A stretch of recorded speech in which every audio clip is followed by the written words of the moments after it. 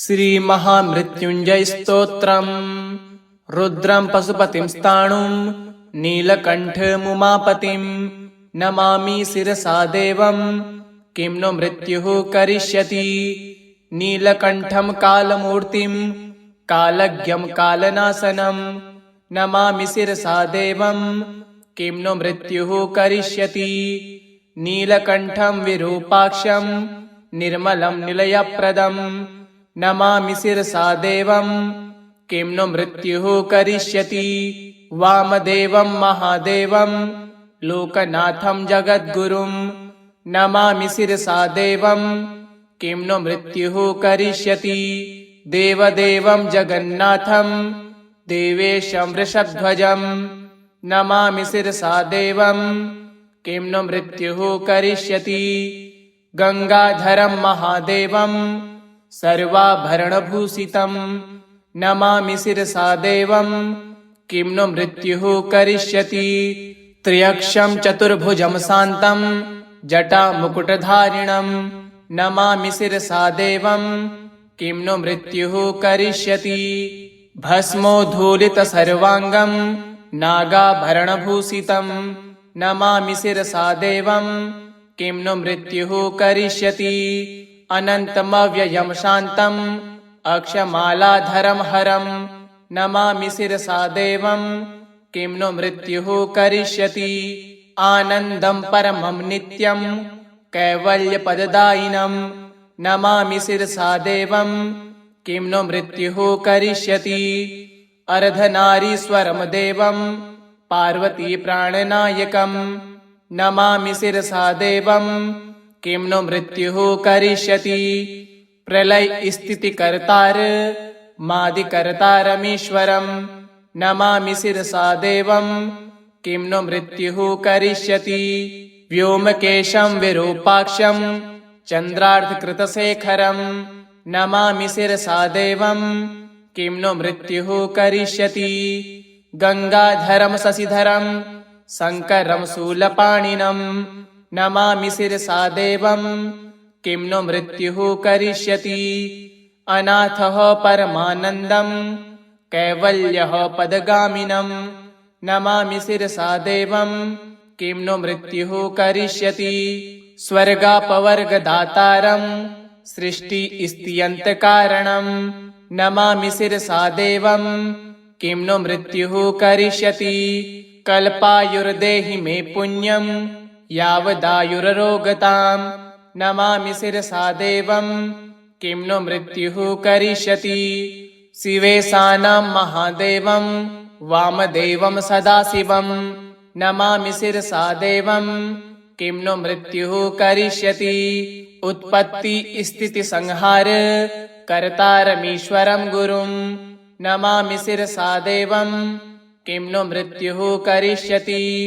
मार्कण्डेयकृतं स्तोत्रं यः पठेत् शिवसन्निधौ तस्य मृत्युभयं नास्ति नाग्रिचौरभयं क्वचित्। शताव्रतं प्रकर्तव्यं सङ्कटे कष्टनाशनं शुचिर्भूत्वा पठेत् स्तोत्रं सर्वसिद्धिप्रदायकं। मृत्युञ्जय महादेव त्राहि मां शरणागतं जन्म मृत्यु जरा रोगः पीडितं कर्म बन्धनः। तावक स्तौ गतः प्राणस्तौ चित्तोऽहं सदा मृड इति विज्ञाप्य देवेशं त्र्यम्बकाख्यमनं जपेत्। नमः शिवाय साम्बाय हरये परमात्मने प्रणतकलेशनाशाय योगीनां पतये नमः।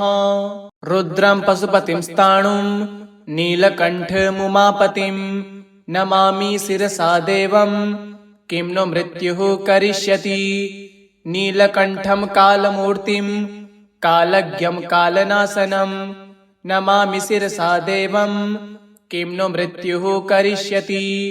नीलकण्ठं विरूपाक्षं निर्मलं निलयप्रदं नमामि शिरसा देवं किं नो मृत्युः करिष्यति। वामदेवं महादेवं लोकनाथं जगद्गुरुं नमामि शिरसा देवं किं नो मृत्युः करिष्यति। देवदेवं जगन्नाथं देवेशं वृषध्वजं नमामि शिरसा देवं किं नु मृत्युः करिष्यति गंगाधरं महादेवं सर्वाभरणभूषितं नमामि शिरसा देवं किं नु मृत्युः करिष्यति त्र्यक्षं चतुर्भुजं शान्तं जटामुकुटधारिणं नमामि शिरसा देवं किं नु मृत्युः करिष्यति भस्मोद्धूलितसर्वाङ्गं नागाभरणभूषितं नमामि शिरसा देवं किं नु मृत्युः करिष्यति अनन्तमव्ययं शान्तं अक्षमालाधरं हरं नमामि शिरसा देवं किं नु मृत्युः करिष्यति आनन्दं परमं नित्यं कैवल्यपददायिनं नमामि शिरसा देवं किं नु मृत्युः करिष्यति अर्धनारीश्वरं देवं पार्वतीप्राणनायकं नमामि शिरसा देवं किं नु मृत्युः करिष्यति प्रलयस्थितिकर्तार मादिकर्तारमीश्वरं नमामि शिरसा देवं किं नु मृत्युः करिष्यति व्योमकेशं विरूपाक्षं चन्द्रार्धकृतशेखरं नमामि शिरसा देवं किं नु मृत्युः करिष्यति गंगाधरं शशिधरं शङ्करं शूलपाणिनं नमामि शिरसा देवं किं नु मृत्युः करिष्यति अनाथः परमानन्दं कैवल्यः पदगामिनं नमामि शिरसा देवं किं नु मृत्युः करिष्यति स्वर्गापवर्गदातारं सृष्टिस्थित्यन्तकारणं नमामि शिरसा देवं किं नु मृत्युः करिष्यति कल्पायुर्देहि मे पुण्यं यावदायुररोगतां नमामि शिरसा देवं किं नु मृत्युः करिष्यति शिवेशानां महादेवं वामदेवं सदाशिवं नमामि शिरसा देवं किं नु मृत्युः करिष्यति उत्पत्तिस्थितिसंहार कर्तारमीश्वरं गुरुं नमामि शिरसा देवं किं नु मृत्युः करिष्यति मार्कण्डेयकृतं स्तोत्रं यः पठेत् शिवसन्निधौ तस्य मृत्युभयं नास्ति नाग्रीचौरभयं क्वचित् शताव्रतं प्रकर्तव्यं सङ्कटे कष्टनाशनं शुचिर्भूत्वा पठेत् स्तोत्रं सर्वसिद्धिप्रदायकं मृत्युञ्जय महादेव त्राहि मां शरणागतं जन्म मृत्युजरारोगः पीडितं कर्मबन्धनः तावक स्तौ गतः प्राणस्तौ चित्तोऽहं सदा मृड इति विज्ञाप्य देवेशं त्र्यम्बकाख्यमनं जपेत् नमः शिवाय साम्बाय हरये परमात्मने प्रणतकलेशनाशाय योगीनां पतये नमः रुद्रं पशुपतिं स्थाणुं नीलकण्ठमुमापतिं नमामि शिरसा देवं किं नु मृत्युः करिष्यति नीलकण्ठं कालमूर्तिं कालज्ञं कालनाशनं नमामि शिरसा देवं किं नु मृत्युः करिष्यति नीलकण्ठं विरूपाक्षं निर्मलं निलयप्रदं नमामि शिरसा देवं किं नु मृत्युः करिष्यति वामदेवं महादेवं लोकनाथं जगद्गुरुं नमामि शिरसा देवं किं नु मृत्युः करिष्यति देवदेवं जगन्नाथं देवेशं वृषध्वजं नमामि शिरसा देवं किं नु मृत्युः करिष्यति गंगाधरं महादेवं सर्वाभरणभूषितं नमामि शिरसा देवं किं नु मृत्युः करिष्यति त्र्यक्षं चतुर्भुजं शान्तं जटामुकुटधारिणं नमामि शिरसा देवं किं नु मृत्युः करिष्यति भस्मोद्धूलितसर्वाङ्गं नागाभरणभूषितं नमामि शिरसा देवं किं नु मृत्युः करिष्यति अनन्तमव्ययं शान्तं अक्षमालाधरं हरं नमामि शिरसा देवं किं नो मृत्युः करिष्यति। आनन्दं परमं नित्यं कैवल्यपददायिनं नमामि शिरसा देवं किं नो मृत्युः करिष्यति। अर्धनारीश्वरं देवं पार्वती प्राणनायकं नमामि शिरसा देवं किं नो मृत्युः करिष्यति। प्रलय स्थितिकर्तार मादिकर्तारमीश्वरं नमामि शिरसा देवं किं नो मृत्युः करिष्यति। व्योमकेशं विरूपाक्षं चन्द्रार्धकृतशेखरं नमामि शिरसा देवं किं नो मृत्युः करिष्यति। गङ्गाधरं शशिधरं शङ्करं शूलपाणिनं नमामि शिरसा देवं किं नो मृत्युः करिष्यति। अनाथः परमानन्दं कैवल्यः पदगामिनं नमामि शिरसा देवं किं नो मृत्युः करिष्यति। स्वर्गापवर्गदातारं सृष्टिस्थित्यन्तकारणं नमामि शिरसा देवं किं नो मृत्युः करिष्यति। कल्पायुर्देहि मे पुण्यं यावदायुररोगतां नमामि शिरसा देवं किं नो मृत्युः करिष्यति। शिवेशानां महादेवं वामदेवं सदाशिवं नमामि शिरसा देवं किं नो मृत्युः करिष्यति। उत्पत्तिस्थितिसंहार कर्तारमीश्वरं गुरुं नमामि शिरसा देवं किं नो मृत्युः करिष्यति। मार्कण्डेयकृतं स्तोत्रं यः पठेत् शिवसन्निधौ तस्य मृत्युभयं नास्ति नाग्रिचौरभयं क्वचित्। शताव्रतं प्रकर्तव्यं सङ्कटे कष्टनाशनं शुचिर्भूत्वा पठेत् स्तोत्रं सर्वसिद्धिप्रदायकं।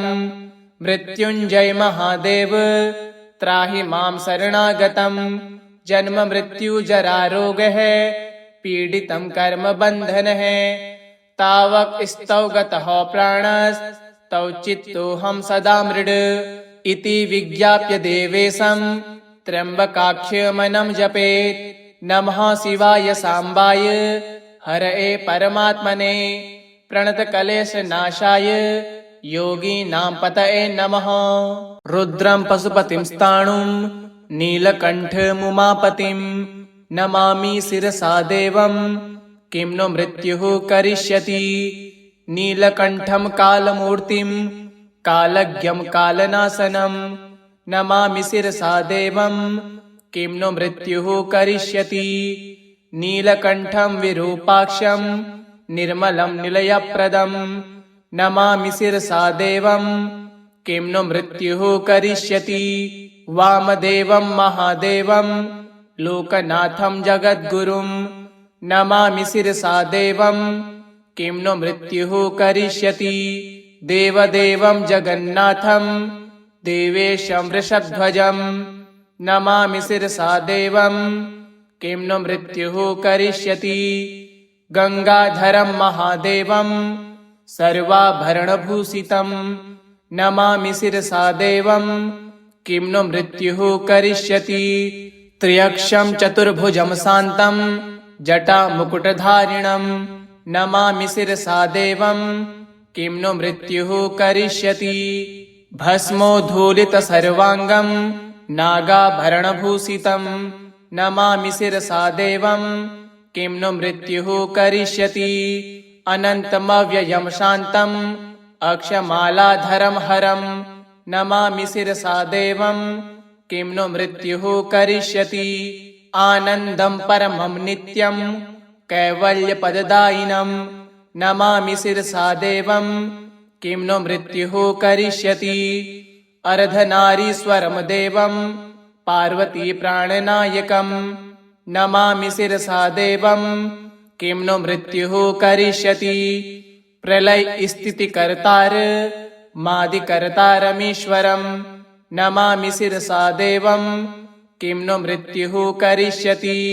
व्योमकेशं विरूपाक्षं चन्द्रार्धकृतशेखरं नमामि शिरसा देवं किं नो मृत्युः करिष्यति।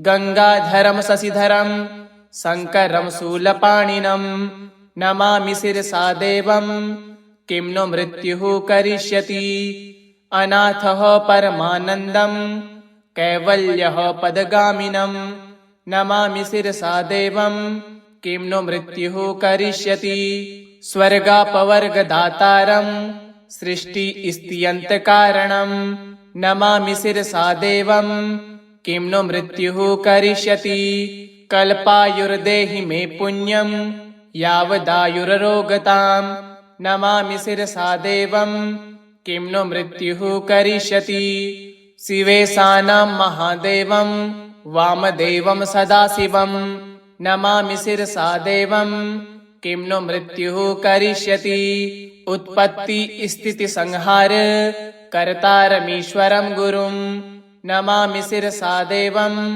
किं नो मृत्युः करिष्यति मार्कण्डेयकृतं स्तोत्रं यः पठेत् शिवसन्निधौ तस्य मृत्युभयं नास्ति नाग्रिचौरभयं क्वचित् शताव्रतं प्रकर्तव्यं सङ्कटे कष्टनाशनं शुचिर्भूत्वा पठेत् स्तोत्रं सर्वसिद्धिप्रदायकं मृत्युञ्जय महादेव त्राहि मां शरणागतं जन्म मृत्यु जरा रोगः पीडितं कर्म बन्धनः तावक स्तौ गतः प्राणस्तौ चित्तोऽहं सदा मृड इति विज्ञाप्य देवेशं त्र्यम्बकाख्यमनं जपेत् नमः शिवाय साम्बाय हरये परमात्मने प्रणतकलेशनाशाय योगीनां पतये नमः रुद्रं पशुपतिं स्थाणुं नीलकण्ठमुमापतिं नमामि शिरसा देवं किं नो मृत्युः करिष्यति नीलकण्ठं कालमूर्तिं कालज्ञं कालनाशनं नमामि शिरसा देवं किं नो मृत्युः करिष्यति नीलकण्ठं विरूपाक्षं निर्मलं निलयप्रदं नमामि शिरसा देवं किं नो मृत्युः करिष्यति वामदेवं महादेवं लोकनाथं जगद्गुरुं नमामि शिरसा देवं किं नो मृत्युः करिष्यति देवदेवं जगन्नाथं देवेशं वृषध्वजं नमामि शिरसा देवं किं नो मृत्युः करिष्यति गङ्गाधरं महादेवं सर्वाभरणभूषितं नमामि शिरसा देवं किं नो मृत्युः करिष्यति त्र्यक्षं चतुर्भुजं शान्तं जटामुकुटधारिणं नमामि शिरसा देवं किं नो मृत्युः करिष्यति भस्मोद्धूलितसर्वाङ्गं नागाभरणभूषितं नमामि शिरसा देवं किं नो मृत्युः करिष्यति अनन्तमव्ययं शान्तम् अक्षमालाधरं हरं नमामि शिरसा देवं किं नो मृत्युः करिष्यति आनन्दं परमं नित्यं कैवल्यपददायिनं नमामि शिरसा देवं किं नो मृत्युः करिष्यति अर्धनारीश्वरं देवं पार्वतीप्राणनायकं नमामि शिरसा देवं किं नो मृत्युः करिष्यति प्रलयस्थितिकर्तार मादिकर्तारमीश्वरं नमामि शिरसा देवं किं नो मृत्युः करिष्यति व्योमकेशं विरूपाक्षं चन्द्रार्धकृतशेखरं नमामि शिरसा देवं किं नो मृत्युः करिष्यति गङ्गाधरं शशिधरं शङ्करं शूलपाणिनं नमामि शिरसा देवं किं नो मृत्युः करिष्यति अनाथः परमानन्दं कैवल्यः पदगामिनं नमामि शिरसा देवं किं नो मृत्युः करिष्यति स्वर्गापवर्गदातारं सृष्टिस्थित्यन्तकारणं नमामि शिरसा देवं किं नो मृत्युः करिष्यति कल्पायुर्देहि मे पुण्यं यावदायुररोगतां नमामि शिरसा देवं किं नो मृत्युः करिष्यति शिवेशानं महादेवं वामदेवं सदाशिवं नमामि शिरसा देवं किं नो मृत्युः करिष्यति। उत्पत्ति स्थिति संहार कर्तारमीश्वरं गुरुं नमामि शिरसा देवं किं नो मृत्युः करिष्यति। मार्कण्डेय कृतं स्तोत्रं यः पठे शिवसन्निधौ तस्य मृत्युभयं नास्ति नाग्रीचौरभयं क्वचित्। सताव्रतं प्रकर्तव्यं संकटे कष्टनाशनं शुचिर्भूत्वा पठेत् स्तोत्रं सर्वसिद्धिप्रदायकं। मृत्युञ्जय महादेव त्राहि मां शरणागतं जन्म मृत्यु जरा रोगः पीडितं कर्म बन्धनः। तावक स्तौ गतः प्राणस्तौ चित्तोऽहं सदा मृड इति विज्ञाप्य देवेशं त्र्यम्बकाख्यमनं जपेत्। नमः शिवाय साम्बाय हरये परमात्मने प्रणतकलेशनाशाय योगीनां पतये नमः। रुद्रं पशुपतिं स्थाणुं नीलकण्ठमुमापतिं नमामि शिरसा देवं किं नो मृत्युः करिष्यति। नीलकण्ठं कालमूर्तिं कालज्ञं कालनाशनं नमामि शिरसा देवं किं नो मृत्युः करिष्यति। नीलकण्ठं विरूपाक्षं निर्मलं निलयप्रदं नमामि शिरसा देवं किं नो मृत्युः करिष्यति। वामदेवं महादेवं लोकनाथं जगद्गुरुं नमामि शिरसा देवं किं नो मृत्युः करिष्यति। देवदेवं जगन्नाथं देवेशं वृषध्वजं नमामि शिरसा देवं किं नो मृत्युः करिष्यति। गंगाधरं महादेवं सर्वाभरणभूषितं नमामि शिरसा देवं किं नो मृत्युः करिष्यति। त्र्यक्षं चतुर्भुजं शान्तं जटामुकुटधारिणं नमामि शिरसा देवं किं नो मृत्युः करिष्यति। भस्मोद्धूलितसर्वाङ्गं नागाभरणभूषितं नमामि शिरसा देवं किं नो मृत्युः करिष्यति। अनन्तमव्ययं शान्तम् अक्षमालाधरं हरं नमामि शिरसा देवं किं नो मृत्युः करिष्यति। आनन्दं परमं नित्यं कैवल्यपददायिनं नमामि शिरसा देवं किं नो मृत्युः करिष्यति। अर्धनारीश्वरं देवं पार्वती प्राणनायकं नमामि शिरसा देवं किं नो मृत्युः करिष्यति। प्रलय स्थितिकर्तार मादिकर्तारमीश्वरं नमामि शिरसा देवं किं नो मृत्युः करिष्यति। व्योमकेशं विरूपाक्षं चन्द्रार्धकृतशेखरं नमामि शिरसा देवं किं नो मृत्युः करिष्यति। गंगाधरं शशिधरं शङ्करं शूलपाणिनं नमामि शिरसा देवं किं नो मृत्युः करिष्यति। अनाथः परमानन्दं कैवल्यः पदगामिनं नमामि शिरसा देवं किं नो मृत्युः करिष्यति। स्वर्गापवर्गदातारं सृष्टिस्थित्यन्तकारणं नमामि शिरसा देवं किं नो मृत्युः करिष्यति। कल्पायुर्देहि मे पुण्यं यावदायुररोगतां नमामि शिरसा देवं किं नो मृत्युः करिष्यति। शिवेशानां महादेवं वामदेवं सदाशिवं नमामि शिरसा देवं किं नो मृत्युः करिष्यति। उत्पत्ति स्थिति संहार कर्तारमीश्वरं गुरुं नमामि शिरसा देवं किं नो मृत्युः करिष्यति। मार्कण्डेय कृतं स्तोत्रं यः पठे शिवसन्निधौ तस्य मृत्युभयं नास्ति नाग्रीचौरभयं क्वचित्। सताव्रतं प्रकर्तव्यं संकटे कष्टनाशनं शुचिर्भूत्वा पठेत् स्तोत्रं सर्वसिद्धिप्रदायकं। मृत्युञ्जय महादेव त्राहि मां शरणागतं जन्म मृत्यु जरा रोगः पीडितं कर्म बन्धनः।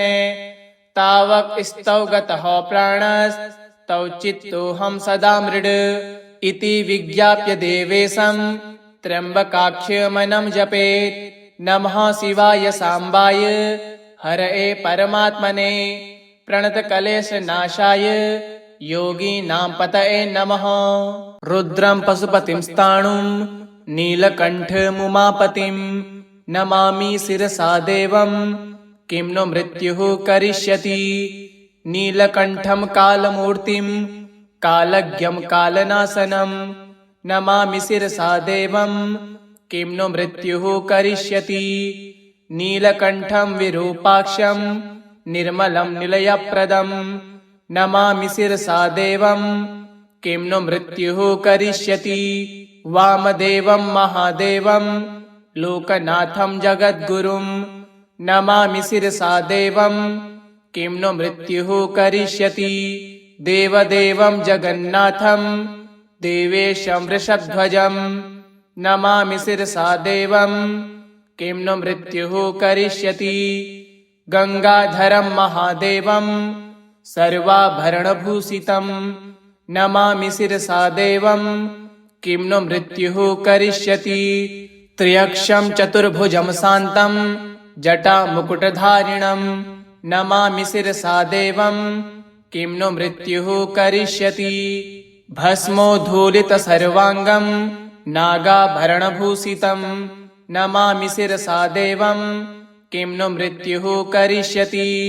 अनन्तमव्ययं शान्तम् अक्षमालाधरं हरं नमामि शिरसा देवं किं नो मृत्युः करिष्यति। आनन्दं परमं नित्यं कैवल्यपददायिनं नमामि शिरसा देवं किं नो मृत्युः करिष्यति। अर्धनारीश्वरं देवं पार्वतीप्राणनायकं नमामि शिरसा देवं किं नो मृत्युः करिष्यति। प्रलयस्थितिकर्तार मादिकर्तारमीश्वरं नमामि शिरसा देवं किं नो मृत्युः करिष्यति। व्योमकेशं विरूपाक्षं चन्द्रार्धकृतशेखरं नमामि शिरसा देवं किं नो मृत्युः करिष्यति। गंगाधरं शशिधरं शङ्करं शूलपाणिनं नमामि शिरसा देवं किं नो मृत्युः करिष्यति। अनाथः परमानन्दं कैवल्यः पदगामिनं नमामि शिरसा देवं किं नो मृत्युः करिष्यति। स्वर्गापवर्गदातारं सृष्टिस्थित्यन्तकारणं नमामि शिरसा देवं किं नो मृत्युः करिष्यति।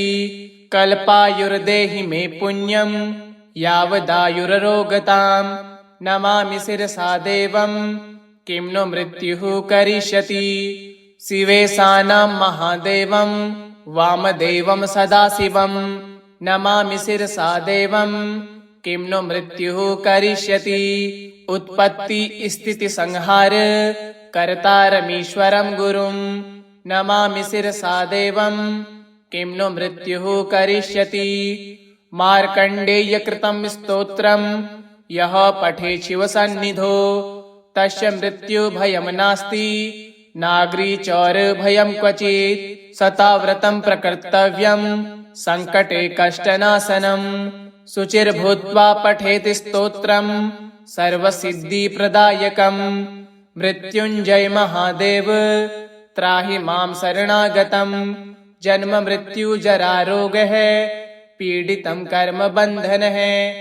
तावक स्तौ गतः प्राणस्तौ चित्तोऽहं सदा मृड इति विज्ञाप्य देवेशं त्र्यम्बकाख्यमनं जपेत्। नमः शिवाय सांबाय हरये परमात्मने प्रणतकलेशनाशाय योगीनां पतये नमः।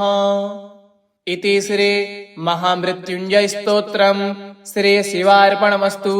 ओम सांब सदाशिवाय नमः।